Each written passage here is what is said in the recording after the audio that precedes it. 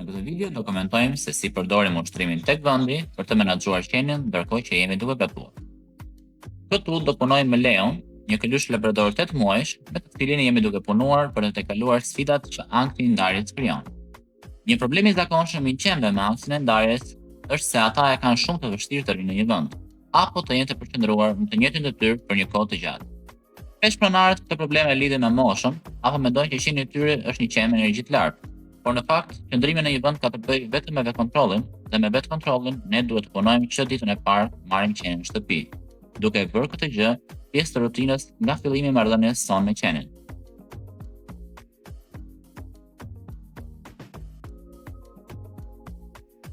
Kjo është hera e parë për Leon që e praktikon këtë ushtrim me shpërqendrime të mëdha siç është ushqimi, që është diçka egzaltuese për të.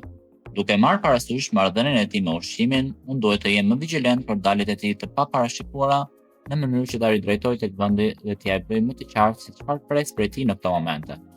Duke qenë se ai është ende duke mësuar praktikimin e qëndrimit në një hapësirë dhe mendja e tij e ka pak të vështirë në të periudhë të bërit asgjë, unë do mundohem të mos përdor korrigjime, por vetëm ridrejtim që të jem sa më i drejtë me një orit që ai tani ka. Pritshmëritë mia nuk janë të mëdha, prandaj korrigjimi nuk është opsioni numër 1 për ndaluar daljen nga vendi. Kur ai del, unë thjesht marr litarin nga toka dhe ridrejtoj te kërvati e trajnimit, duke markuar me fjalën tek vendi momentin që ai shkel brenda.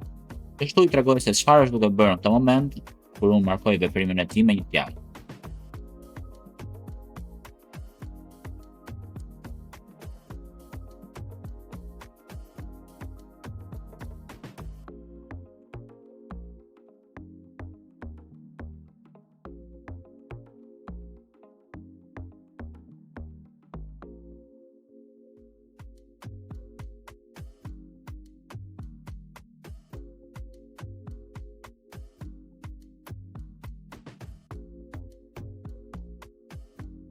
Për të qenë i drejtë dhe i qartë në këtë, unë i bëj disa hyrje dalje duke ftuar dhe rifutur tek vendi. Radha e këtij veprimi është që unë pres që ai të më shohë në sy, përpara se ta ftoj dhe sapo të ketë dalë nga krevati, e rikthej aty duke markuar përsëri me fjalën tek vendi shkelin aty. Unë as nuk i kërkoj të ulet apo të shtrihet me komandë dhe e mbaroj ciklin e hyrje daljeve në momentin që ai fillon të shtrihet. Arsyeja pse kryesisht ne nuk e kërkojmë një qeni tek hapësira e vendit të ulet apo të shtrihet, është pasi duam që ai të gjejë vetë qetësinë brenda kësaj hapësire. Kur qenë zgjedhin të ulen apo shtrihen, ata janë duke na treguar me gjuhën e trupit që energjia e tyre tani është më ulët apo më e qetë. Prandaj unë do ta ul vigjilencën dhe largohem kur Leo zgjedh të shtrihet, pasi e di që tani energjia e tij është më ulët dhe ai nuk ka nevojë shumë për drejtim nga unë.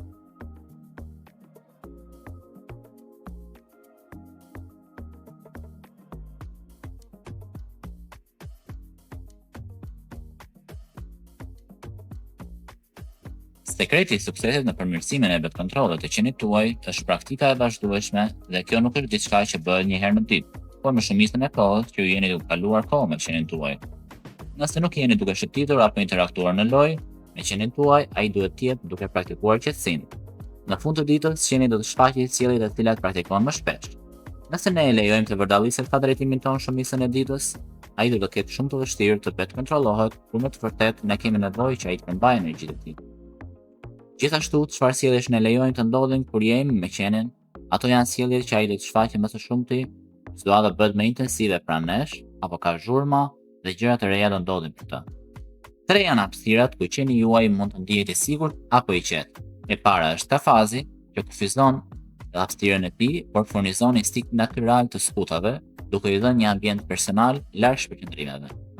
Tjetra është praktikimi i ushtrimit të vendi, që jep mundësinë të qetësohet pavarësisht përqendrimeve në mjedisin ku ai ndodhet. Dhe e fundit është qëndrimi pranë nesh, militar, ulur apo shtrirë. Duke praktikuar vazhdimisht qetësinë me kryshin ton, ne jemi duke krijuar një qen të qetë që përballon emocionet e mëdha, cilin në të ardhmen mund ta fusin në një situatë të re pa frikën e një reagimi të ri, pasi vetkontrolli do jetë thellësia e tij më e mirë.